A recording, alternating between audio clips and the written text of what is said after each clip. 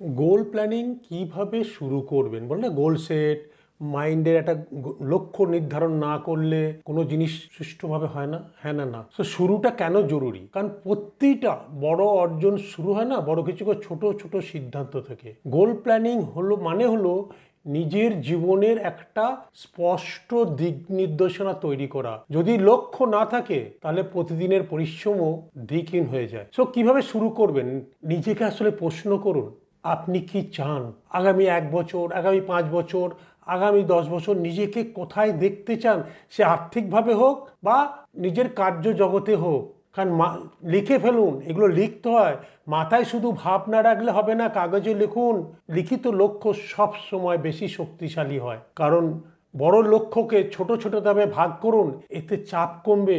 এই প্রতিটা ধাপ পূর্ণ হলে আত্মবিশ্বাস বাড়বে। এইভাবে গোল সেটিং করতে হয়। কারণ প্রতিদিন একটি ছোট ছোট কাজ করুন, যা আপনাকে নিজের লক্ষ্যর দিকে এগিয়ে নিয়ে যাবে। কারণ ব্যর্থতাকে ভয় পাবেন না, ব্যর্থতা হলো জীবনে শেখার সিঁড়ি।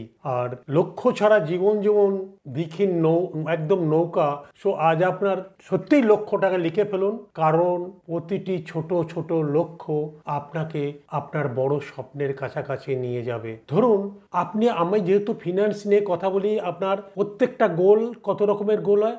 আপনার সন্তানের এডুকেশন, আপনার স্কিল ডেভেলপমেন্ট, আপনার বাড়ি কেনা, আপনার গাড়ি কেনা, আপনার রিটায়ারমেন্ট প্ল্যানিং, প্রত্যেকটা গোলকে লিখে রাখতে হয়। এবং কখন কখন সেটা ম্যাচুরিটি মানে টাইমটা আসবে, কারণ খাতায় লিখে রাখতে হয় যে আমি এইটা এই সময় কিনবো।